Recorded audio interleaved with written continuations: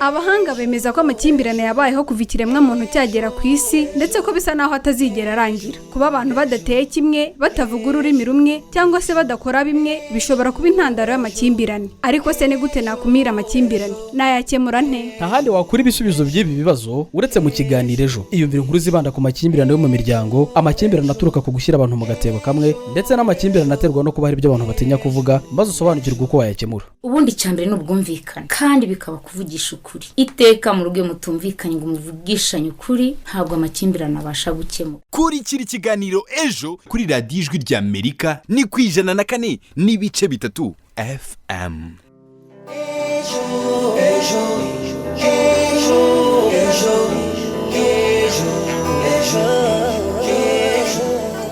Komeza kugubwa neza wowe uteze amatwi radiyo ijwi ry'Amerika ivugira ku murongo w'104.3 FM. Uyu ni umwanya w'ikiganiro ejo mutegurirwa kandi mukagezwaho n'umuryango Ejo Youth Echo ukorera i Kigali mu Rwanda. Turabibutsa kandi ko muri iyi minsi ibiganiro tubageze hari ibyibanda ku myumvire iri muri sosiyete ndetse no guheza abandi cyangwa se discrimination. Mu kiganiro cya none rero tugiye kuganira ku myumvire abantu bafite ku kunywa inzoga, aho usanga hari abumva ko kunywa inzoga bigaragaza ko umuntu ari umugabo. Ese iyi myumvire ubundi ishingiye ku ki? Haba hari abigiraho ingaruka se? Hakorwa iki? Ntimucikwe n'ikiganiro cy'uyu munsi. Iki kiganiro gihagarariwe na Nigena Roger, Mizero Crispe ari ku buhanga bw'ibyuma, naho njye ugiye kukibagezaho nitwa Marie Claire Singizwe. Tubahaye ikaze. Ibitekerezo byawe bihawe ikaze mu kiganiro cya none. Twandikire cyangwa duhamagare kuri 07 28 02 82 32 cyangwa kuri 07 87 58 14 11. Iyi nimero wanayidusangaho kuri WhatsApp. Wanadusanga kandi ku zindi mbuga nkoranyambaga nka Facebook, Instagram, Twitter na YouTube. Wandika Ejo Youth Echo ahashakishirizwa maze ukadusangiza icyifuzo cyawe. Ikibazo cyo kunywa inzoga gikomeje kugaragara cyane mu Rwanda ku buryo buteye inkeke, aho usanga n'abana b'imyaka 12-15 basigaye bazinywa ntacyo bikanga. Nyamara amategeko y'u Rwanda ntiyemerera umwana uri munsi y'imyaka 18 kujya mu kabari cyangwa kunywa inzoga muri rusange. Raporo ivuga ku bukungu n'iterambere ry'imibereho myiza y'abaturage ya Komisiyo y'Ubukungu y'Umuryango w'Abibumbye mu Karere ka Afurika y'Iburasirazuba yo muri 2018 yagaragaje ko u Rwanda rukwiye kurwanya ubwiyongere bwo kunywa inzoga kuko rwari ku mwanya wa 2 muri aka karere mu kugira abaturage banywa inzoga nyinshi. Ni mu gihe kandi ubushakashatsi bwakozwe n'ikigo cy'igihugu cy'ubuzima RBC muri 2015 bwagaragaje ko 1.6% ku banyarwanda 200,000 bari hagati y'imyaka 14 na 64 bahuye n'ingaruka zo kunywa inzoga, naho 7.6% by'abantu bari munsi y'imyaka 35 bakaba barabaswe n'inzoga cyangwa se bakaba barahuye n'ibibazo batewe n'inzoga. Habyarimana Jean Bosco utuye mu karere ka Gatsibo avuga ko yatangiye kunywa inzoga afite imyaka 15 bikaza kumugiraho ingaruka nyinshi harimo gucikiriza amashuri nk'uko akomeza bitubwira kuri mikro ya mugenzi wacu David Hitimana. Nitwa Habyarimana Jean Bosco. Nagiye nkura numva ijambo rivuga ngo iyo umuntu w'umusore atagiye mu kabari ngabe yakwicara agasangira n'abandi bagabo agacupa, ngo mu by'ukuri ngo aba umugabo mbwa nta bwenge ngo ashobora kubona bwo kuba yaziteza imbere, kubera ko ngo nta bajyanama bafite. Akenshi bumva ko abajyanama babonekera mu kabari kuko nibwo muba mwahuje umutima muri gusoma ku gacupa. Nibwo nyine nanjye naravuze ngo reka mbe nk'abandi bagabo, nyoboka iyo nzira nkajya numva ko nimba nakoreye bibiri ngomba kugenda tukanywera 1000 ngo ngiye gushaka inama, kandi mu by'ukuri izo nama ntaza nigeze mbona. Wabitangiye ufite imyaka ingahe? Nabitangiye za 2011 ndumva nayo mfite imyaka 16. Ahanini nabitewe n'ikigare. Nk'abasore bagenzi banjye twakuranye, none nakuze ngewe mu by'ukuri ntari umusinzi kuko mu rugo turi abantu bakunda gusenga cyane, ariko najya nko kwiga nkahura n'abandi basore bakambwira ati se wowe kuba utanywa agacupa ubona ari sawa? Nimba numva ntacyo bintwaye. Bagahita bambaza nk'ikibazo cyo mu buzima busanzwe ngese ngo umugore ngo abana n'umugabo gute, nkababwira ati ntabyo niyiziye ndacyari muto. Bati ibyo biba mu kabarisha. Nibwo nanjye nayobotse inzira y'akabari ngo ngiye gushaka inama. Hari izindi ngaruka byaba byarakugizeho? byazingizeho nyinshi cyane kabisa. Ingaruka ya mbere ni ukuba nta terambere rirenze nigeze ngeraho. Ingaruka ya kabiri, navuye mu ishuri imburagihe, ntarangije amashuri numvaga nifuza kurangiza kubwo kugira ngo mbe umugabo hakiri kare. Ni izihe nama wagira urundi rubyiruko? Nama nagira urundi rubyiruko ni uko urubyiruko bagenzi banjye bareka inzira y'ibiyobyabwenge. Icyo ni icya mbere. Icya kabiri, bakirinda ibigare bishobora kubayobya, bikabajyana mu tubari, bikabajyana kunywa ayo matabi, ngo nibwo babona inama ziri ahantu hose. Urubyiruko no mu rugo wakwicara n'umubyeyi akakugira inama kandi ugatera imbere. Buri muntu wese yakugira inama ugatera imbere. Bityo rero twiyenze ibyo bigare byo kuba byagushuka bikakwangiriza ubuzima, bikagushora mu ngeso mbi, ndakeka urubyiruko rw'u Rwanda twatera imbere muri rusange, tukareka kumva ko kuba umugabo ari uko wagiye mu kabari, tukumva ko ahubwo kuba umugabo biharanira. Yego. Turamushimiye Habyarimana Jean Bosco umaze kudusangiza ubuhamya bwe. Mwiyumviye ko ubuzima bwe bwari bugeze aharindimuka kubera kugendera ku myumvire y'uko umuntu utanywa inzoga ataba umugabo w'ibitekerezo bizima bitewe n'ibyo yakuraga mu kigare yagenderagamo. Kuri ubu yaje kubivamo, ubu ni umugabo ufite umuryango kandi utekanye. Ese wowe uduteze amatwi wumva ubundi hakwiye gukorwa iki ngo iyi myumvire ifitwe na bamwe ku kunywa inzoga ihinduke kugira ngo hato n'urubyiruko rubyiruka ubu rutayigenderaho? Ese hari igitekerezo wifuza kudusangiza ku ngingo turi kuganiraho uyu munsi? Twandikire kuri 0728028232 cyangwa se kuri 0787581411. Iyi nimero wanayitwandikiraho kuri WhatsApp.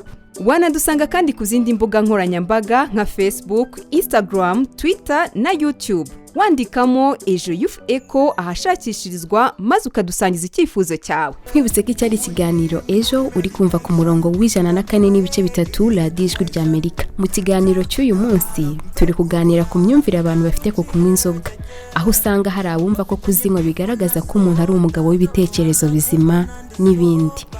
Bimwe mu bigize ingingo ya 3 ibihugu byihaye ngo bigere ku iterambere rirambye harimo kurwanya no kwirinda ikoreshwa ry'ibiyobyabwenge ndetse n'ikoreshwa nabi ry'ibisindisha hagamijwe ubuzima bwiza bw'abaturage kuko bigira ingaruka ku buzima n'imibereho myiza byabo. Ariko se abaturage bo hirya no hino mu gihugu by'umwihariko urubyiruko bitwara bate mu gihe hari abagifite imyumvire y'uko kunywa inzoga bigaragaza ko umuntu ari umugabo? Reka twumve ibitekerezo by'abaganiriye na mugenzi wacu Noel Imanishimwe barimo urubyiruko n'abakuze mu turere twa Ngoma na Kirehe mu ntara y'Iburasirazuba bw'u Rwanda. Turagaruka mu kanya dukomeza n'ikiganiro cya none. Oya ntabwo ari bwo mugabo, ahubwo wenda aratinyuka nk'ikimubangamiye akaba yakivuga kubera ko yashyizemo agasa, ariko ubundi ntabwo ari ukuvuga ngo nibwo bugabo.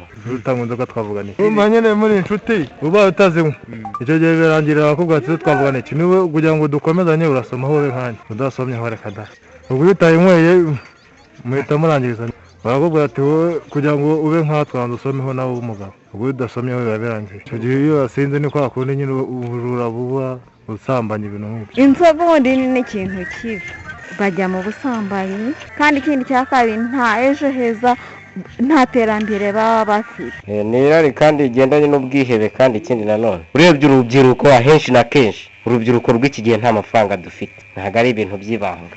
Ubwo urabifashe yose make yawe nta kundi yagushimisha utabanje kuyamwamo akantu. Kunywa inzoga ntabwo bavanga abantu bose nibareka inzoga, iryo tegeko ntabwo waribona, ariko hari imyaka itemerewe kunywa inzoga nanone. Rero mubyiruka igihe cyacu umuntu unywa inzoga ari umusore yafatwaga nk'umuntu wandavuye. Oya nyine ni bwa buyobe, ubundi umwana wananyweye inzoga ubundi ababyeyi bavuga ko nta kintu ngaba ateganya ko azamumarira, aba yagiye, kuko iyo yanyweye inzoga aba yagiye no mu biyobyabwenge byose tube twose akadufata. Njye nyine mbona umuntu w'umugabo nyine n'umuntu ahubwo utanywa inzoga, ufite imico myiza nyine wikorera kanizigama. Umuntu w'umugabo w'urubyiruko ni umuntu ushakisha imibereho, naho umuntu ubyirukanwa uwo ntabwo aba arimo aca umurongo ahubwo. Ibyo nibyo naringiye kukubwira, narinzi ko ashobora kubikura mu kigare cy'abandi bana, ariko umubyeyi kubyigisha umwana we byo sinzi ntabwo ndabyumva. Njyewe uburyo mbyumva hari ubwo uba ushaka umuntu runaka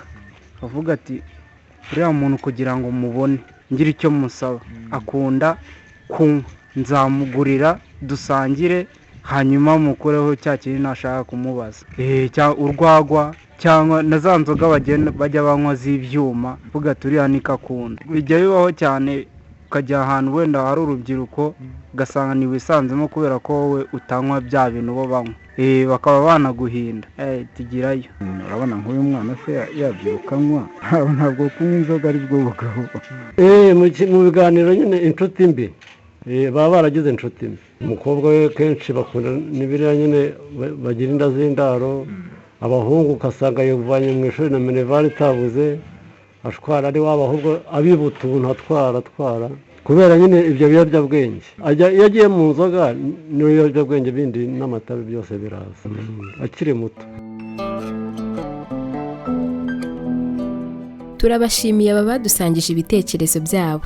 Bamwe bati ni ubuyobe, abandi bati ntacyo wakoresha amafaranga yawe utabanje gufatamo akantu. Aha nyine baba bavuga inzoga. Ese hari igitekerezo wifuza kudusangiza ku ngingo turi kuganiraho uyu munsi? Twandikire kuri 0728024232 cyangwa se kuri 0787581411. Iyi nimero wanayitwandikiraho kuri WhatsApp. Wanadusanga kandi ku zindi mbuga nkoranyambaga nka Facebook, Instagram, Twitter na YouTube. Wandikamo Ejo Youth Echo ahashakishirizwa maze ukadusangiza icyifuzo cyawe. Muri studio nakiriye mugenzi wanjye Christella Uwicyeza aje kutugezaho ibitekerezo byanyu bimaze kutugeraho ku ngingo turi kuganiraho uyu munsi. Christella, ikaze muri studio. Urakoze kunyakira. Ese wowe ubona iyi myumvire abantu bafite ko kunywa inzoga, bamwe bavuga bati utanywa inzoga sakagabo, ntago waba utanywa agacupa ngo wicare usangire na bagenzi bawe ngo ugire ibitekerezo bya kigabo, ho ibi ngibi bivuga iki?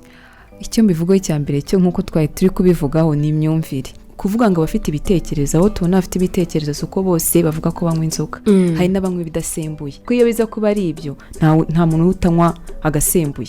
Aha, urakoze cyane Christelle, ariko mu kanya nahoze numva indirimbo y'umuhanzi Niyo Bosco. Ira ndirimbo ibumbatiye ubutumwa cyane. Ati bafitanye bifu na soda.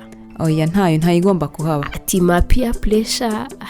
Ubu numbeshya nanjye ku giti cyanjye simpamya ko umugabo w'ibitekerezo bizima ari ukuba wanyweye inzoga. Cyane cyane ko tuzi abajya bazinywa nyine zikabakura mu bagabo. Ntabwo turi kuvuga ko kunywa inzoga ari bibi, ariko unywa mu rugero bitewe n'ikigero cyawe. Niba utanayinywa nyine ntuyinywa kandi ntibizakubuza kugira ibitekerezo. Rero umwanya ni wawe, watugezaho ibitekerezo bamaze kutugezaho kuri iyi ngingo.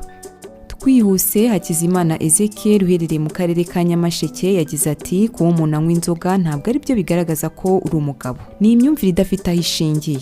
Kuba umuntu yaba anywa inzoga cyangwa ibidasembuye ntibikwiye kuba urwitwazo. Naho Irambo na Keni uherereye mu karere ka Bugesera yagize ati kuba umugabo si ukunywa inzoga, ahubwo ni ukugaragaza ibitekerezo byubaka. Abacyumva ko kunywa inzoga ariko kuba umugabo ni ukwibeshya cyane. Naho Freddy we yagize ati kuba umuntu yakwitwa umugabo ni uko abakora ibikorwa bifitiye benshi akamaro.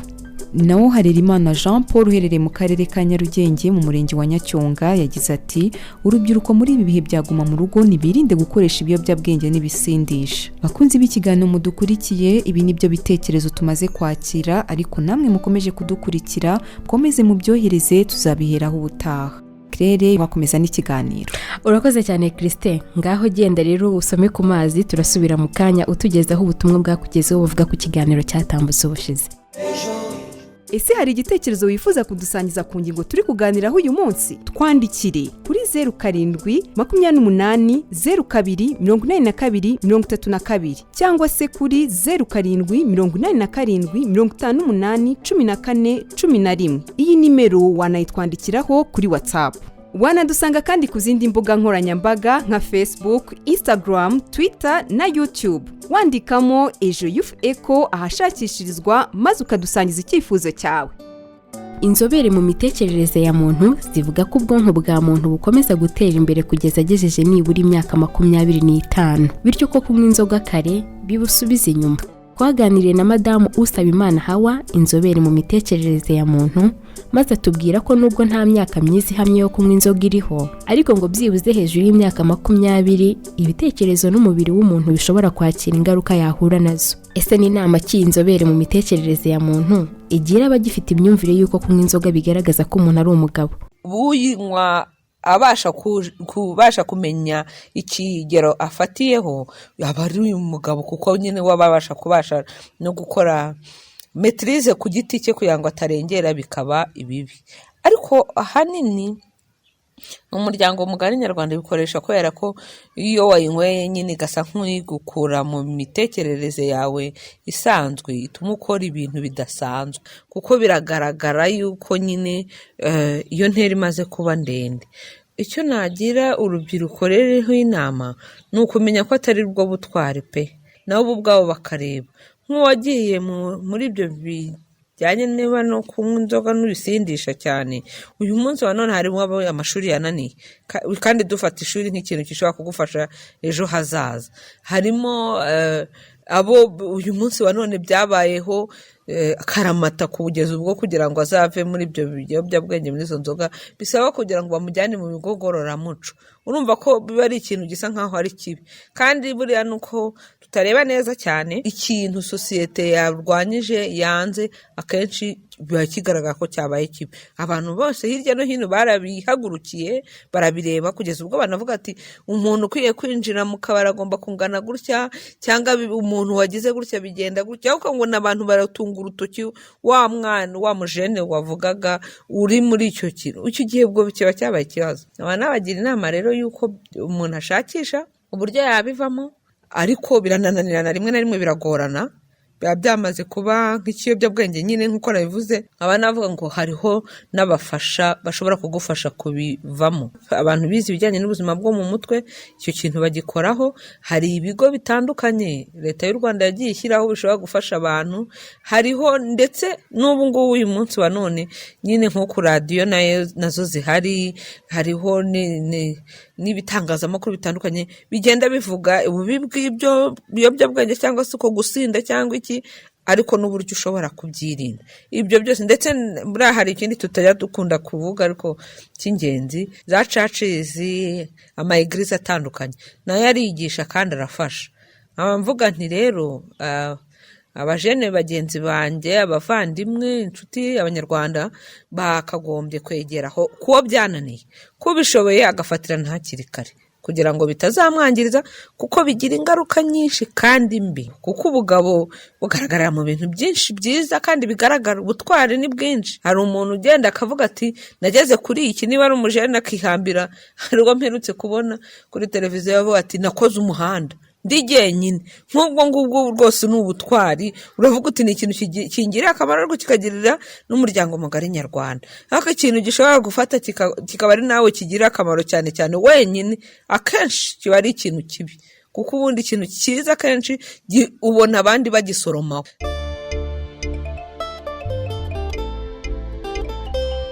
Turamushimiye cyane Madamu Sabimana Hawa, inzobere mu mitekerereze ya muntu. Ati kunywa inzoga ntaho bihurira no kuba umugabo uhamye, ahubwo kuzinywa ukiri muto birakwangiza gusa nta kindi. Reka noneho nongere nakire Christelle Uwicyeza atugezeho ubutumwa yakiriye ku kiganiro twabagejejeho ubushize. Ndagaruka mu kanya tugana ku musozo w'ikiganiro cya none. Ikaze nanone Christelle. Urakoze nanone kuma ikaze. Rero namwe mukomeje kudukurikira, tugeze muri ka kanya twahariye kubagezaho ubutumwa mwadusangije ku nsanganyamatsiko twaganiriyeho ubushize yagarukaga ku mibereho y'urubyiruko rwavuye iwawa, aho twibazaga tutese mubona gute imyitwarire y'urubyiruko rwavuye iwawa. Mbibutsa ko kuri iyi ngingo mu kiganiro twabagejejeho ubuhamya bw'umusore wavuye iwawa Munyaneza Theogene uzwi nka Theo, ni umwe mu rubyiruko rwavuye mu kigo ngororamuco cy'iwawa, aho yagarutse ku kuba ku ikubitiro atarabanje kugirirwa icyizere cyo guhinduka nyuma yo kuva iwawa. Atari ko kubw'umwuga yize wo kubaza niwe akora kugeza na n'ubu ngo bifite icyo bimugejejeho. Twanabagejejeho inkuru yagarukaga ku bitekerezo bitandukanye by'abaturage, aho badusangije uko babona urubyiruko rwavuye kugororerwa iwawa mu mibereho yabo ya buri munsi. Ibitekerezo nk'abakurikira ikiganiro mwadusangije ni ibi bikurikira. Hakizimana Felicien uherereye mu karere ka Rulindo mu murenge wa Rusiga yagize ati abagabo bagiye iwawa bagarutse barahindutse, bubatse ingo zabo bateza imbere imiryango yabo. Naho Manirakiza Jean Bosco uherereye mu karere ka Burera yagize ati ingingo mwateguye ikiganiro ni nziza. Atabavuye iwawa barahinduka cyane ariko si bose, kuko hari abo usanga bagifite ingeso mbi. naho Isa we yagize ati abavuye Iwawa bakomeze biteze imbere bareke kwishora mu ngeso mbi. Dukomeza Nduwimana Claude uherereye mu karere ka Huye yagize ati njye navuye Iwawa mu kwezi kwa 4 ariko ntacyo akarere kadufashije ngo dutangire gukora imirimo yaduteza imbere dushyira mu bikorwa imyuga twize. Uyu ntiyatwibwiye aherereye mu karere ka Ngoma mu murenge wa Sake yagize ati nshimishijwe no kubandikira nkunda Ikiganiro Ejo. Naho Kalisa Andre uherereye mu murenge wa Kimironko ati nkunda cyane Ikiganiro Ejo. Naho Kabira Emmanuel uherereye mu karere ka Kicukiro mu murenge wa Gahanga akagari ka Rwabutenge yagize ati nge nturanye n'ikigo kibakira abavuye Iwawa. Ati ariko mbona benshi mu bavuye Iwawa aribo bitesha icyizere kuko hari abataha ukabona nta mpinduka bagaragaza mu myitwarire. Bakunze b'ikiganiro ubutumwa mwatugejejeho n'ubu tuzasubira ubutaha mu mwanya nk'uyu.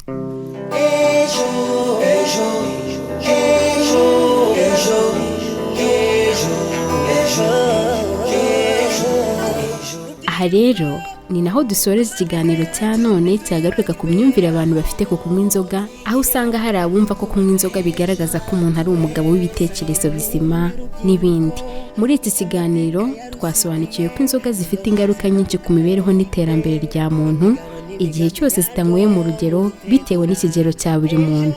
Twumvisemo kandi inama zitangwa n'inzobere. Wakoze kubana natwe uyu munsi. Wifuza kudusangiza igitekerezo, ubuhamya cyangwa inyunganizi, watwandikira kuri 0702028232 cyangwa kuri 0787581411. Iyi numero wanayitwandikiraho kuri WhatsApp. Wanadusanga kandi ku zindi mbuga nkoranyambaga nka Facebook, Instagram, Twitter na YouTube. Wandika Ejo Youth Echo ahashakishirizwa maze ukadusangiza icyifuzo cyawe. Iki kiganiro cyari gihagarariwe na Nijyana Roger, Mizero Crispe ari ku buhanga bw'ibyuma, naho njye wakibagezagaho nitwa Marie Claire Singizwe. Mwakoze cyane kubana natwe uyu munsi. Ikiganiro Ejo naho ubutaha. Abahanga bemeza ko amakimbirane yabayeho kuva ikiremwa muntu cyagera ku isi ndetse ko bisa naho atazigera arangira. Kuba abantu badateye kimwe, batavuga ururimi rumwe cyangwa se badakora bimwe bishobora kuba intandaro y'amakimbirane. Ariko se ni gute nakumira amakimbirane? Nayakemura nte? Ntahandi wakura ibisubizo by'ibi bibazo uretse mu Kiganiro Ejo. Iyumvira inkuru zibanda ku makimbirane yo mu miryango, amakimbirane aturuka ku gushyira abantu mu gatebo kamwe ndetse n'amakimbirane aterwa no kuba hari ibyo abantu batinya kuvuga, maze usobanukirwe uko wayakemura. Ubundi cyambere n'ubwumvikane kandi bikaba kuvugisha ukuri. Iteka mu rugo mutumvikanye ngo muvugishanye ukuri ntabwo amakimbirane abasha gukemura. Kurikira Ikiganiro Ejo kuri radiyo Ijwi ry'Amerika ni ku 104.3 FM.